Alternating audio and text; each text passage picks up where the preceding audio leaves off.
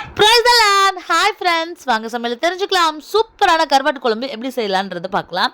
So அடுப்பு பற்ற வச்சு அதில் ஒரு கடாய் வச்சு 2 டேபிள் ஸ்பூன் நல்லெண்ணெய் சேர்த்துக்கோங்க. 1 டீஸ்பூன் கடுகு, 1 டீஸ்பூன் வெந்தயம் சேர்த்துக்கோங்க. ஒரு பெரிய வெங்காயத்தை நான் பொடி பொடியாக கட் பண்ணி வச்சுருக்கேன், அதையும் அதில் சேர்த்து நல்லா வதக்கிக்கோங்க. இதோட 2 பழுத்த தக்காளியையும் கட் பண்ணி வச்சுருக்கேன், அதையும் சேர்த்துக்கோங்க. இது வதங்கிறதுக்கு தேவையான உப்பு கொஞ்சம் சேர்த்துக்கோங்க. ஒரு பச்சை மிளகா போட்டுக்கோங்க, உப்பு கொஞ்சம் சேர்த்துக்கோங்க. இது நல்லா வதங்கிறதுக்கு கருவேப்பிலை கொஞ்சம் இதோடு சேர்த்துக்கோங்க ஃப்ரெண்ட்ஸ். ஸோ நல்லா வதங்கணும், அதனால் மூடி போட்டு நல்லா வதங்க வைங்க. இந்த மாதிரி நல்லா வதங்கினதுக்கப்புறம் இதில் 4 பூண்டு பல்ல தட்டி வச்சுருக்கேன், அதையும் அதில் சேர்த்துக்கோங்க. இதுக்கு தேவையான காய்கறிகள் கத்திரிக்காய், முருங்கைக்காய், வாழைக்காய். ஏன் இவ்வளோ காய் சேர்க்குறோன்னா, சைடிஷ் எதுவும் பெருசாக எங்கள் ஊரில் செய்ய மாட்டாங்க. ஸோ இதில் உள்ள காயை சைடிஷாக வச்சுக்கோங்க. இதோடு நான் மரவள்ளிக்கிழங்கும் சேர்த்துருக்கேன், ரொம்ப டேஸ்ட்டு சூப்பராக இருக்கும். எங்கள் ஊர் பக்கம் மரவள்ளிக்கிழங்கு சேர்த்து செய்வாங்க. இது மரவள்ளிக்கிழங்கு சீசன், நீங்களும் கண்டிப்பாக செய்யுங்க.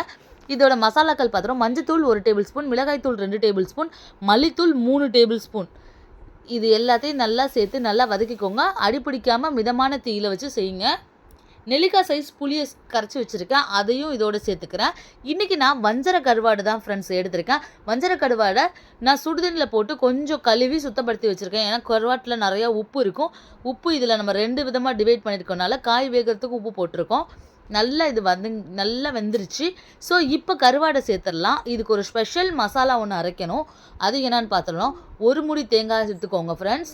ஸோ இதோட மிளகு 1 டேபிள் ஸ்பூன், சீரகம் 1 டேபிள் ஸ்பூன், பூண்டு இது 3ஐயும் சேர்த்து நல்லா அரைச்சி தேவைக்கேற்ப தண்ணி சேர்த்துக்கோங்க. இப்போ உப்பு கன்சிஸ்டன்சி செக் பண்ணிக்கோங்க. நல்லா மூடி போட்டு கொதிக்க விட்டு இதில் கருவாட்டு குழம்புக்கு முட்டை இல்லைன்னா எப்படி, மூடி போட்டு கொதிக்க விட்டிங்கன்னா சூப்பரான கருவாட்டு குழம்பு ரெடி. ஸோ ரொம்ப டேஸ்ட்டாக ஆர்த்தன்டிக்கல் ஸ்டைலில் நான் சொல்லி கொடுத்துருக்கேன். நீங்களும் செஞ்சு பார்த்துட்டு கமெண்ட் செக்ஷன் சொல்லுங்கள். Bye bye friends.